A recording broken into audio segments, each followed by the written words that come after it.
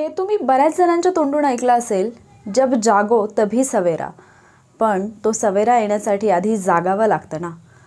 जर तुम्ही आत्तापर्यंत जागे झाले नसाल तर नक्कीच काल तरी जागे झाला असाल, ज्यावेळेला तुम्ही ग्रुप बी आणि ग्रुप सीची ॲड आलेली पाहिली असेल आणि त्याच्यानंतर बऱ्याच जणांना अचानक जाग आली असेल. जे कोणी 180 डेज चॅलेंज फॉलो करतात ते तर निश्चिंत असतील, कारण त्यांनी ऑलरेडी ॲड येण्यापूर्वी जवळपास 80-85 दिवस आधीच त्यांची तयारी सुरू झालेली आहे आणि ते कंटिन्युअसली फॉलो पण करत आहेत. पण ज्यांनी अजून सुरुवात केली नाही त्यांच्यासाठी हा व्हिडिओ आहे की इथून पुढे तयारी करायची म्हटलं तर बऱ्याच जणांच्या डोक्यामध्ये हे प्रश्न असतील की आता इथून पुढे तयारी शक्य आहे का, किंवा मला एक्झाम जर क्रॅक करायची आहे तर एक्झॅक्टली कुठल्या दिशेने माझा प्रवास असायला पाहिजे, आणि त्या संदर्भातलाच हा व्हिडिओ. हॅलो वॉरियर्स, मी सुप्रिया आणि तुम्ही पाहत आहात वॉरियर ऑफिसर एज्युकेशनल चॅनल. फक्त लढण्याची नव्हे, जिंकण्याची तयारी. आजच्या व्हिडिओमध्ये मी कशाबद्दल बोलणार आहे हे तर मी तुम्हाला सांगितलंच. काल ज्यावेळेला कंबाईनची जाहिरात आली त्याच्यानंतर मुलांमध्ये असा बराचसा गोंधळ पाहायला मिळाला. तसं तर या ॲडमध्ये बऱ्याचशा नवीन गोष्टी तुम्हाला पाहायला मिळाल्या असतील. म्हणजे ज्या पद्धतीने नेहमी प्रत्येक वेळेला ॲड आल्यानंतर आयोग ॲड देत असतो त्या पद्धतीमध्येही बदल दिसले असतील. तुम्ही जाहिरात वाचली असेल तर तिथे सुद्धा ज्या पद्धतीने जागांची विभागणी दिलेली आहे किंवा बरेचसे चेंजेस जे आहेत ते तुम्हाला पाहायला मिळाले असतील. फॉर्म भरताना कुठली काळजी घ्यायची, डॉक्युमेंट्स अपलोड कुठले कुठले करायचे आहेत त्या संदर्भातलं असेल, किंवा मेन्स जी कंबाईंड ग्रुप बीची जी मेन्स असेल ती संगणक प्रणालीवरती आधारित होणार आहे.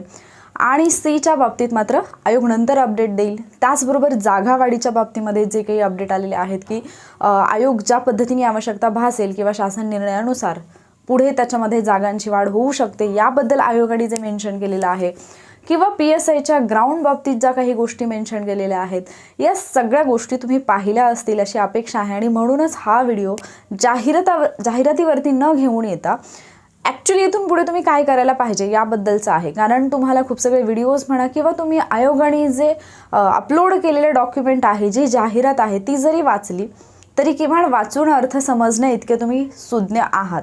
ठीक आहे. आणि त्यामुळे त्याच्याबद्दल न बोलता ॲक्च्युली तुमची ॲक्शन काय असायला पाहिजे, तुमचा ॲक्शन प्लॅन काय असायला पाहिजे याच्याबद्दल मी बोलणार आहे. सगळ्यात पहिला प्रश्न तुमच्या डोक्यात आत्ता हा असेल की अभ्यासाला सुरुवात कुठून करू आणि कशा पद्धतीने करू. कारण आता ॲड आलेली आहे आणि इथून पुढे मग मला माझ्या अभ्यासाचं नियोजन करायचं आहे, तर मग मी काय करायला पाहिजे. अर्थात जे 180 डेज चॅलेंज फॉलो करत आहेत त्यांनी अभ्यासाला सुरुवात खूप आधीच केलेली आहे. जे 100 डेज चॅलेंजमध्ये आहेत, जे की पेड आहे, त्याच्यामधल्या वॉरियर्सचं पण 7 दिवस कंप्लीट झालेले आहेत, चॅलेंज कंटिन्यू करत आहेत. आता इथून पुढे त्यांचे चॅट सेशन सुरू होतील, voice chat session, discussion session सुरू होतील. मात्र जे अजूनही झोपेत होते त्यांच्यासाठी जरी हे खरं असेल जब जागो तभी सवेरा, तरी त्यांनी जागं होणं हे जास्त गरजेचं आहे. इथून पुढे काय करायचं आणि कशा अभ्यासाला सुरुवात करायची, तर अर्थात तुमचा एक स्वतःचा तुमच्याकडे एक रफ प्लॅन तरी किमान असायला पाहिजे की तुम्हाला काय काय करायचं आहे इथून पुढे. त्या पद्धतीने म्हणजे जर तुम्ही सुरुवात जरी लेट झाली असेल पण जर तुम्ही प्रॉपरली सुरुवात केली, जर तुम्ही एका नियोजनाच्या माध्यमातून त्या दिशेने जर प्रवास चालू केला तर तुम्ही सुद्धा त्या रेसमध्ये येऊ शकता ज्या रेसमध्ये आधीपासून बरेच जण धावत आहेत. ठीक आहे. त्याच्यामुळे तुम्हाला फक्त एक प्रॉपर प्लॅनची गरज आहे. तो प्लॅन तुम्हाला कुठे मिळेल त्याच्याबद्दल मी तुम्हाला सांगेनच, थोड्या वेळात सांगते. ठीक आहे. तर एवढे सगळे विषय जे आहेत जे की एक्झामला असतील ते सगळे विषय माझे अभ्यासून होतील का, तर अर्थात ज्यावेळेला तुम्ही कुठल्याही एक्झामची तयारी करताय, स्पेसिफिकली स्पर्धा परीक्षांची जिथे निगेटिव्ह मार्किंग असतं, त्यावेळेला तुम्हाला 100 मार्क्सचा अभ्यास करायचा नसतो आणि अर्थात तो होतही नाही, कारण 100% स्टडी हा कोणाचाच होत नसतो. अगदी जो टॉपर असतो त्याचासुद्धा होत नसतो.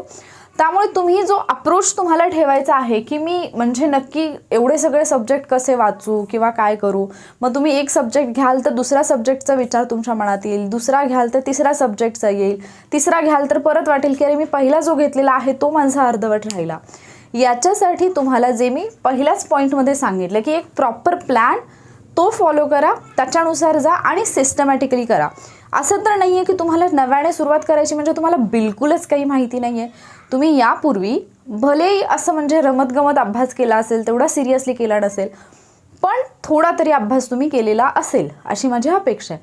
त्यामुळे आता तुम्हाला फक्त काय करायचं आहे, जे की इतके दिवस तुम्ही असंच हसत खेळत किंवा इकडे तिकडे टाईमपास करत होता ते थोडंसं सिरियस नोटवरती सुरू करायचं आहे, ते थोडंसं डीपमध्ये जाऊन सुरू करायचं आहे, ते थोडंसं अशा पद्धतीने सुरू करायचं आहे की आता मला 100% एक्झाम द्यायची आणि फक्त द्यायची नाही आहे तर क्रॅक करायचे. मग हे जे काही तुमचे विषय आहेत ते सगळे विषय तुम्हाला 100% अभ्यासायचे नाहीत.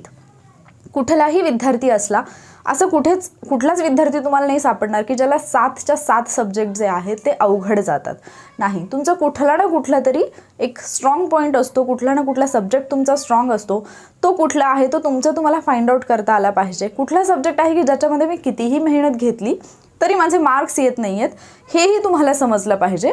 आणि तुमचं जे स्वॉट ॲनालिसिस ज्याला आपण म्हणतो त्याच्यानुसार की तुमचे स्ट्रॉंग पॉईंट काय आहेत, वीक पॉईंट काय आहेत, त्याच्यानुसार मग तुम्हाला काय म्हणजे तुमचे ऑब्जेक्ट्स काय असले पाहिजेत, या सगळ्या गोष्टींचा विचार करून स्वतःचं इंडिव्हिज्युअल तुमचे टार्गेट्स तुम्ही ठरवले पाहिजेत.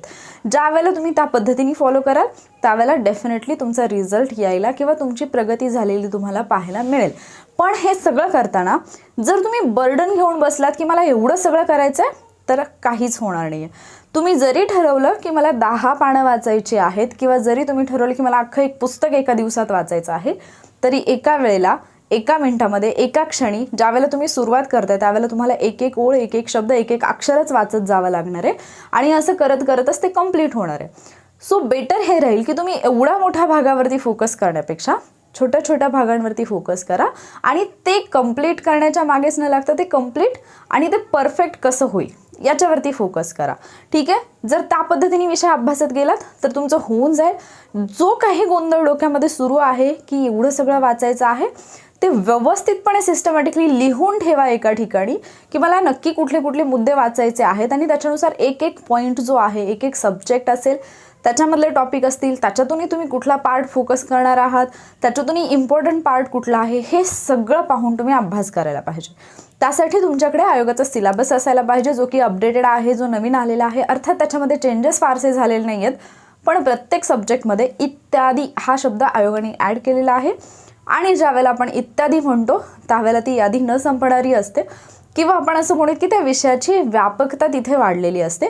त्या अनुषंगाने तुम्हाला अभ्यास करणं गरजेचं आहे. मग जर तिथे इत्यादी आले तर थोडंसं तुमचा अभ्यासाचा जो आवाका आहे तो तुम्ही वाढवणं गरजेचं आहे, थोडंसं डीपमध्ये जाऊन अभ्यासणं गरजेचं आहे. तर ते सब्जेक्ट वगैरे प्लॅन कसा करायचा तर तो ऑलरेडी मी प्लॅन दिलेला आहे, पण बऱ्याच जणांनी अजून तो प्लॅन पाहिलेला नाही आहे तर त्यांना कसं फॉलो करायचं हे समजणार नाही. ते मुद्दे आपण बोलूयात. आता टेस्ट PYQ कसे करू किंवा हे करणं आवश्यक आहे का, तर येस, तुम्हाला रिझल्ट हवा असेल तर केवळ रीडिंग कितीही केलं तरी त्याचा काही फायदा होणार नाही.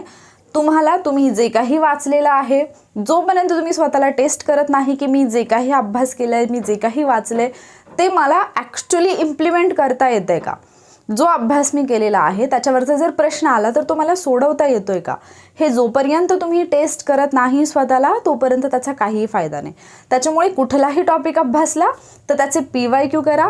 मी तर तुम्हाला हे सांगेन की आत्ता जो काही कालावधी उरला आहे तर आधी PYQ पहा, देन टॉपिककडे जा, देन PYQ सॉल्व करा. PYQ पहा म्हणजे काय तर जसं तुम्ही पॅसेज सोडवताना करता की पॅसेजमधले कीवर्ड्स जे आहेत ते तुम्ही रीड करता की पॅसेजच्या खाली जे 5 प्रश्न असतात त्या 5ही प्रश्नांमधले कीवर्ड्स उचलता आणि त्याच्यानुसार तुम्ही पॅसेजचा अभ्यास करता. तसं तुम्ही आत्ता करा, कारण तिथे तुमच्याकडे वेळ जास्त नसतो. इथे तुमच्याकडे आता लिमिटेड टाईम आहे. मी वरती हेडिंगच दिले 98 डेज दिलेलं आहे. हे का दिले मी, कारण आत्तापासून एक्झामपर्यंत जो तुम्ही कालावधी पाहिला, आजचा दिवस जर सोडून दिला तर 98 दिवस मिळतात तुम्हाला. 99व्या दिवशी तुमची एक्झाम आहे. मग तुम्हाला प्रत्येक दिवसाचं, प्रत्येक तासाचं, प्रत्येक मिनिटाचं नियोजन करता आलं पाहिजे आणि ते जर तुम्ही प्रॉपरली केलं आणि फक्त नियोजन करून फायदा नाही. तुम्ही जे काही नियोजन केलेलं आहे, तुमचा जो काही प्लॅन आहे तो तुम्हाला प्रॉपरली फॉलो करता आला पाहिजे. अदरवाईज प्लॅनिंग तुम्हाला खूप सगळ्या ठिकाणी मिळेल, प्रत्येकाची स्ट्रॅटेजी तुम्हाला पाहायला मिळेल, प्रत्येकाची स्ट्रॅटेजी वेगळी असेल, पण जर ते फॉलो करता येत नसेल तर तुमचा रिझल्ट येणार नाही. म्हणूनच जर तुम्हाला कमी कालावधीमध्ये जास्त आउटपुट हवा असेल तर तुम्हाला फक्त तेवढाच पार्ट करायचा आहे आणि तोही परफेक्ट करायचा आहे, जो की तुमच्या एक्झामच्या दृष्टीने इम्पॉर्टंट आहे. जे मी नेहमी सांगते की डिमांड ऑफ एक्झामिनेशन जी आहे ती तुम्हाला समजून घेता आली पाहिजे, की एक्झाममध्ये ॲक्च्युली त्या एक्झामला तुमच्याकडून काय अपेक्षित आहे, त्या सिलेबसला तुमच्याकडून काय अपेक्षित आहे. सिलेबस म्हणजे सिलेबसचा कुठला पार्ट असा आहे जो तुम्ही करणं गरजेचं आहे.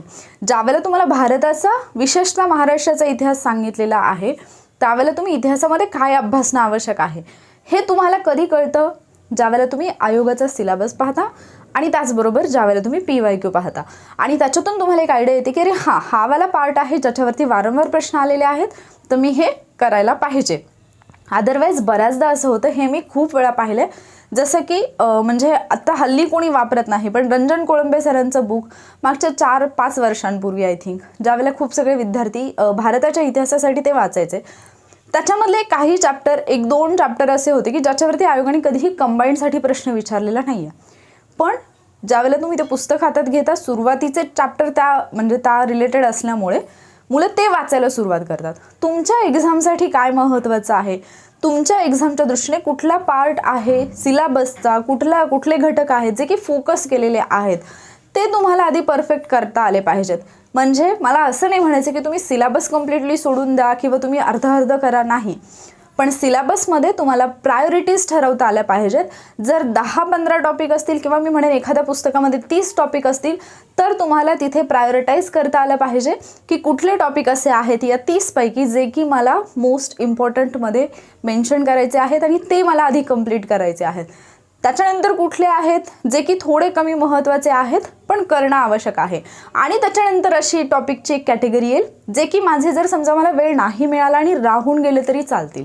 जसं की मी यापूर्वी खूप वेळा सांगितलेलं आहे की मागच्या 10 वर्षाचे पेपर्स जर तुम्ही पाहिले आणि समजा 10 वर्षाच्या पेपर्समध्ये तुम्हाला आढळलं की एक टॉपिक आहे त्याच्यावरती मागच्या 10 वर्षामध्ये 10, 12, 15 प्रश्न आलेले आहेत तर तो टॉपिक तुम्हाला बिलकुल स्किप करायचा नाही. पण जर समजा तुमच्या हे लक्षात आलं की मागच्या 10 वर्षाच्या पेपरमध्ये एक टॉपिक असा आहे की 10 वर्षामध्ये फक्त एकच प्रश्न विचारलाय तर तो टॉपिक तितका डीपमध्ये जाऊन करण्याची गरज आहे का तुम्हाला, नाही. जो प्रश्न विचारलाय तो प्रश्न पहा, त्याचे जे ऑप्शन आहेत ते अभ्यासा, त्या प्रश्नाच्या आजूबाजूची थोडी माहिती अभ्यासा. ठीक आहे. बऱ्याचदा असं होतं की एखादा प्रश्न ठराविक एका पुस्तकामधून आला म्हणून मुलं काय करतात की ते अख्खाच्या अख्खं पुस्तक घेऊन तेच पाठ करण्याच्या मागे लागतात आणि जो मेन सोर्स असतो, जसं की मी यापूर्वीही उदाहरण दिले की समजा तुमच्याकडे 2 पुस्तकं आहेत, दोन्ही पुस्तकांमध्ये 100 पानं आहेत. ठीक आहे, तसं तर एवढं लहान पुस्तक नसतं जनरली, पण समजा 100 पानं आहेत. एक पुस्तक आहे, या पुस्तकातून 10 प्रश्न आत्तापर्यंत एक्झामला आलेले तुम्ही पाहता सरासरी, आणि एक पुस्तक आहे ज्याच्यातून 2 प्रश्न एक्झामला आलेले पाहता. ज्यावेळेला तुमच्याकडे टाईम कमी आहे तर तुम्ही या पुस्तकाला प्रायोरिटी दिली पाहिजे, या पुस्तकाचा तुम्ही अभ्यास केला पाहिजे आणि त्याच्यासाठी तुम्हाला बेसिक गोष्टी माहिती असायला पाहिजेत की आयोग कशा पद्धतीने आणि कुठल्या टॉपिकला जास्त इम्पॉर्टन्स देऊन प्रश्न विचारत आहे. ठीक आहे. आणि मग त्याच्यानंतर तुमचं जे अभ्यासाचं नियोजन आहे ते त्या पद्धतीने तुम्ही केलं पाहिजे.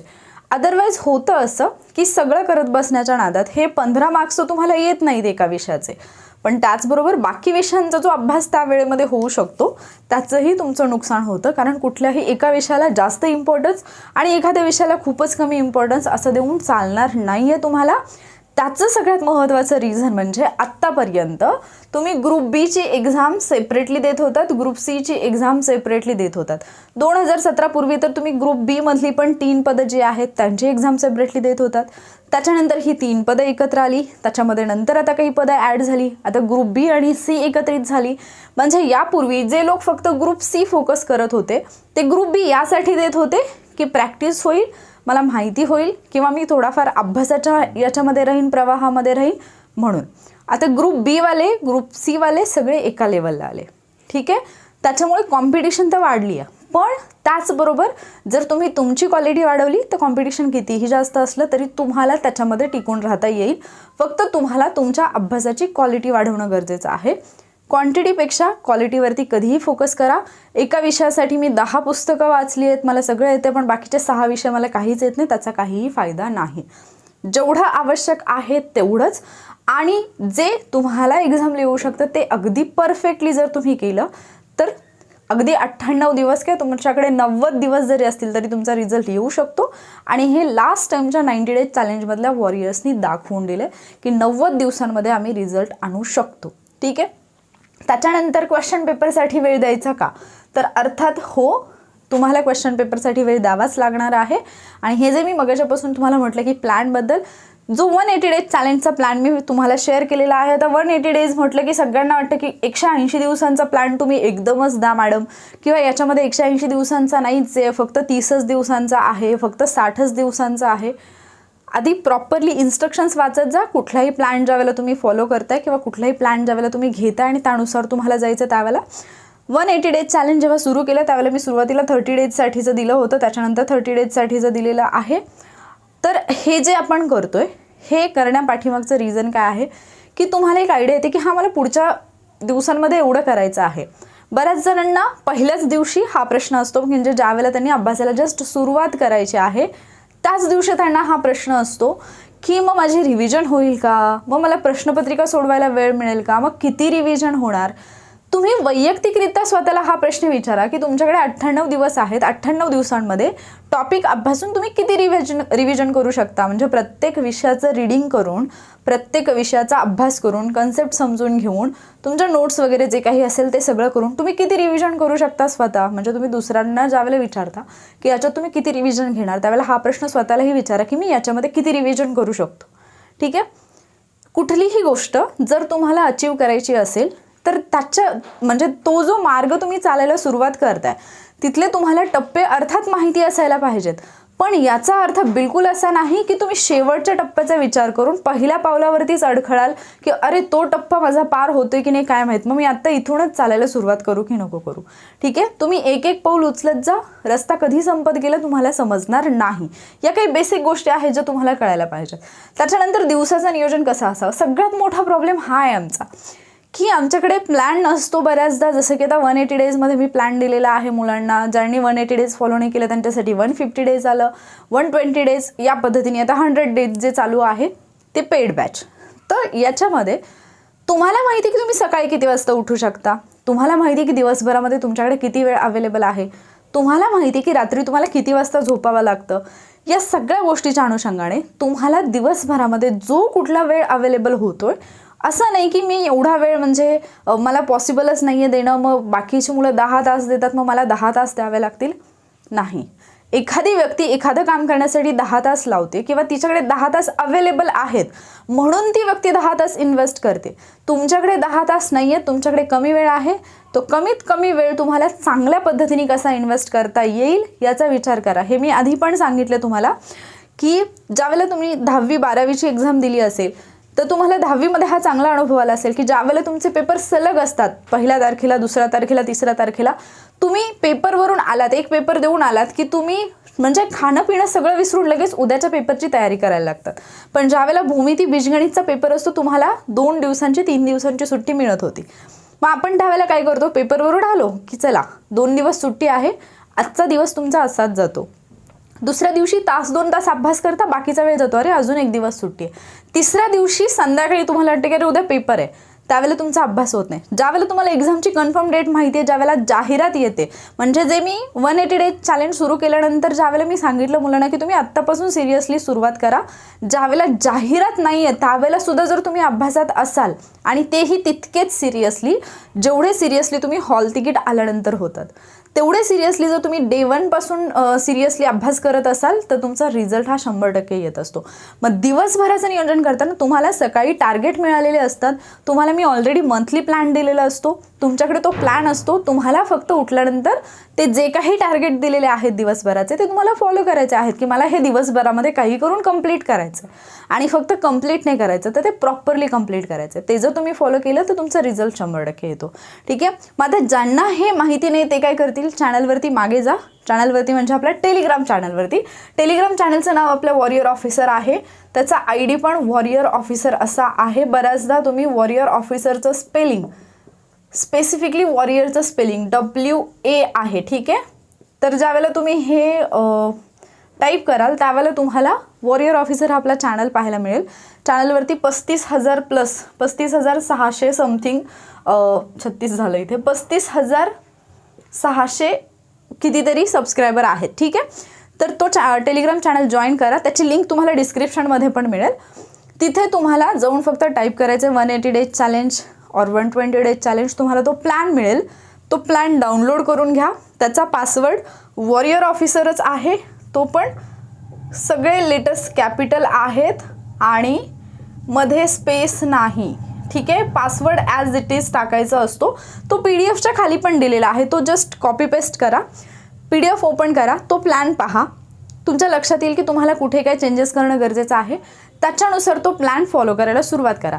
180 डेजमधला पहिला जो 1 महिना होता त्याच्यामध्ये आपण मराठी इंग्लिश घेतलेला आहे, त्यामुळे तो तुम्हाला आत्ता फॉलो नाही करायचा आहे, कारण तो मेन्ससाठीचा प्लॅन आहे. पण ज्यावेळेला आपण प्रीची तयारी करतो तर तिथेच आपण मेन्सची तयारी घेत असतो. त्याच्यामुळे सुरुवातीचा 1 महिना आपण मेन्सचं घेतलं, बट त्याच्यानंतर तुम्हाला इकॉनॉमिक्सचे टार्गेट्स पाहायला मिळतील. देन नेक्स्ट मंथमध्ये इको प्लस जॉग्राफी आपण घेतलेला आहे. इतिहासचे समाजसुधारक जे महत्त्वाचे आहेत ते घेतलेले आहेत. तर तो प्लॅन व्यवस्थित पहा. त्याच्यानुसार पुढच्या 98 डेजमध्ये तुम्हाला कशा पद्धतीने तुमचा अभ्यास करायचा आहे, की जे ऑलरेडी झालेले टार्गेट आहेत ते मला कशा पद्धतीने आता कव्हर करता येतील हे पहा आणि त्याच्यानुसार ते फॉलो करायला सुरुवात करा. फक्त एवढंच की जर समजा तिथे जर एकच दिवस दिला असेल एका टॉपिकसाठी किंवा 2 दिवस दिले असतील, तो टॉपिक समजा एखाद्या टॉपिकला अख्खा 1 दिवस दिलाय पण तुमचा तो टॉपिक अर्ध्या दिवसात होतोय, तर तुम्ही नेक्स्ट डेचं लगेच तिथे करायला घ्या. ठीक आहे, कारण तुमच्याकडे टाईम कमी आहे. हे महत्त्वाचं आहे की तुम्हाला कमीत कमी वेळेमध्ये जास्तीत जास्त आउटपुट मिळवायचं आहे. ते जर तुम्ही प्रॉपरली केलं तर मग तुमचं जे काही पेंडिंग आहे, हे जे मी लिहिलेलं आहे सगळं क्वेश्चन पेपर ॲनालिसिस हे सगळं होईल. आणि लक्षात घ्या की तुम्ही कितीही अभ्यास केला, रीडिंग केलं, कितीही पाठांतर केलं, जोपर्यंत तुम्ही क्वेश्चन पेपर सॉल्विंग आणि ॲनालिसिस करत नाही, रिझल्टचे चान्सेस फार कमी असतात. ठीक आहे.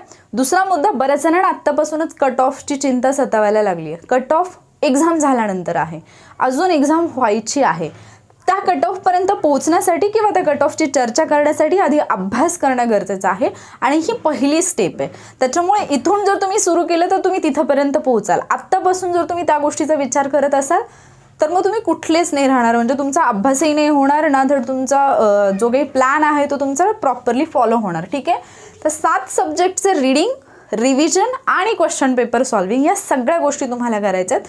तर त्याच्यासाठी एकदा तो प्लॅन जो आहे किंवा त्या प्लॅन संदर्भातला जो व्हिडिओ मी अपलोड केलेला आहे त्याच्यामध्येही मी सांगितलेलं आहे की कशा पद्धतीने तुम्हाला जे डेली टार्गेट्स आहेत ते फॉलो करायचे आहेत.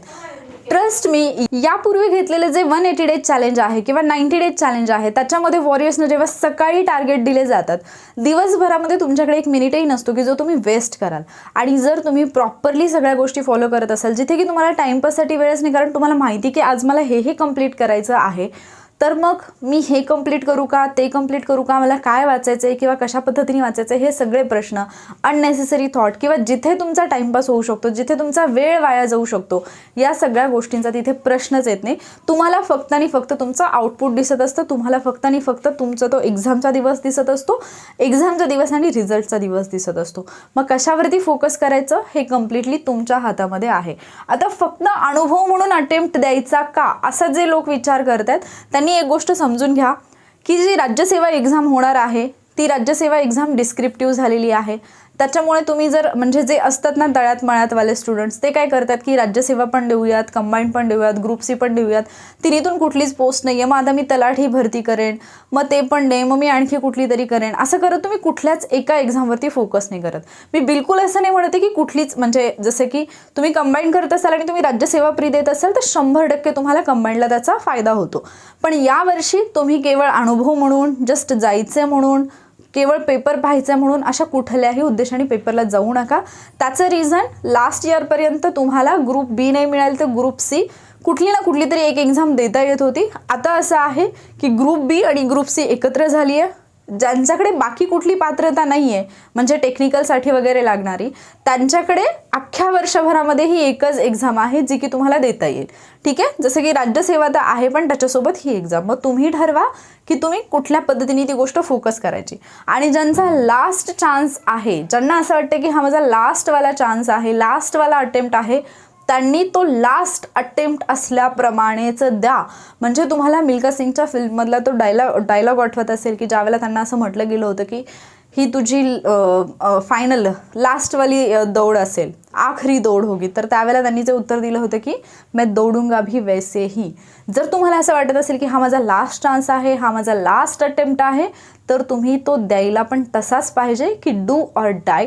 एवढं तुमचं डेडिकेशन असायला पाहिजे, एवढं तुम्ही त्याच्यासाठी त्या गोष्टीसाठी धडपडायला पाहिजे की मग हा रिझल्ट तुमचा आलाच पाहिजे. ठीक आहे.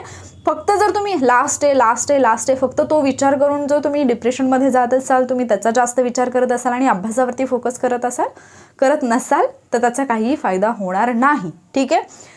तर या काही गोष्टी होत्या ज्या मला तुमच्यासोबत शेअर करायच्या होत्या. तरीही जर तुम्हाला ॲडव्हर्टाइजमेंटबद्दल सेपरेटली व्हिडिओ पाहिजे असेल तर तसं कमेंटमध्ये सांगा. पण मला वैयक्तिकरित्या असं वाटतं की कुठल्याही शाळा शिकलेल्या 10वी-12वी झालेल्या, अगदी तुम्ही तर ग्रॅज्युएशन कंप्लीट केलेलं आहे, 10वी-12वी झालेल्या एखाद्या विद्यार्थ्याने जरी ती जाहिरात वाचली तरी समजू शकेल की त्याच्यामध्ये काय काय मेन्शन केलेलं आहे, वयोमर्यादा काय आहे, फॉर्मचा दिनांक काय आहे. जसं की 25 तारखेपासून सुरू होतील, 25 जानेवारीपासून 14 फेब्रुवारीपर्यंत तुम्ही अप्लाय करू शकता. तर हे जे काही आहे किंवा फीज किती आहे, वयोमर्यादा काय आहे, परीक्षा योजना काय आहे, ते जे आहे ते तुम्हाला नॉर्मली वाचून समजतं. त्या गोष्टीसाठी 1-1, 1.5 तासाचे यूट्यूबवरचे व्हिडिओज पाहत बसायची गरज नाही. हां, जिथे जेन्युइनली डाऊट आहे तुम्हाला की डॉक्युमेंट्स कसे अपलोड करायचे आहेत किंवा म्हणजे शैक्षणिक अर्हतामध्ये नसेल एखादा पॉईंट समजत, तर त्या गोष्टींसाठी तुम्ही डेफिनेटली पहा. पण ज्या गोष्टी वाचून समजतात त्या गोष्टींसाठी वेळ वाया घालवू नका, कारण वेळ धावत आहे. तुम्हाला वेळेपेक्षा जास्त वेगाने धावावं लागेल जर तुम्हाला काहीतरी लाईफमध्ये अचीव करायचं असेल. ठीक आहे. तर आजच्या व्हिडिओमधून मला हेच सांगायचं होतं. इथून पुढे रेग्युलर जसं मी नेहमी म्हणते, बट PSI मेन्स आहे, इकडे पोलीस भरतीवाली मुलं आहेत, तिकडे 100 डेज चॅलेंज आहे, असं खूप सगळं एक वेळेला चालू आहे, मराठी आहे आणि त्याच्यामुळे थोडंसं मग इकडे चॅनलकडे दुर्लक्ष होते. बट मी माझ्या बाजूने काळजी घेईन की ते होणार नाही. तुमच्यापर्यंत बाकीच्या अपडेट्स असतील किंवा तुम्ही अभ्यासामध्ये राहावं म्हणून जेवढं काय आवश्यक असेल ते मी करण्याचा 100% प्रयत्न करेन. तुमच्या काही एक्सपेक्टेशन्स असतील, जसं की येणाऱ्या 30 एप्रिलसाठी वेगळ्या काही गोष्टी अभ्यासाच्या दृष्टीने तुम्हाला हव्या असतील, की तुम्हाला जर स्पेसिफिकली वाटत असेल की मी त्याच्याबद्दल तुम्हाला काही सांगावं, जेवढं काही मला जमेल तेवढं, तर तुम्ही त्याच्याबद्दल 100% मला कमेंट करून सांगू शकता. मी निश्चितपणे त्याच्यावरती विचार करून व्हिडिओच्या माध्यमातून किंवा आपल्या टेलिग्राम चॅनलवरती वेळोवेळी या सगळ्या गोष्टी घेऊन येईन. पुन्हा एकदा सांगते की टेलिग्राम चॅनलचा ID वॉरियर ऑफिसर आहे, लिंक तुम्हाला खाली डिस्क्रिप्शनमध्ये मिळेल. तिथून टेलिग्राम चॅनल जॉईन करा. लवकरच तिथे मी क्वेश्चन आन्सर पण परत एकदा जसं लास्ट टाईम केलं होतं त्या पद्धतीने क्वेश्चन सुरू करण्याचा विचार करते. आणि जर मग डेली क्वेश्चन्स तुम्हाला मिळाले तर आणखी तुमची तयारी स्ट्रॉंग होऊन जाईल. तर ते पण आपण सुरू करूयात. फक्त एक्झामपर्यंत कन्सिस्टन्सी, सातत्य ही फार महत्त्वाची गोष्ट आहे, जी की तुम्हाला मेंटेन करता आली पाहिजे. आणि आत्तापर्यंत 180 days challenge, 100 days challenge, 90 days challenge याच्यासारखी कन्सिस्टन्सी मी कुठेही, म्हणजे अगदी लाख रुपये फी घेणाऱ्या बॅचेसमध्येही पाहिलेली नाही आहे. त्याच्यामुळे मी स्वतः तुम्हाला सांगते की जर तुम्हाला कन्सिस्टन्सी मेंटेन करायची असेल तर सेल्फ डिसिप्लिन खूप इम्पॉर्टंट आहे.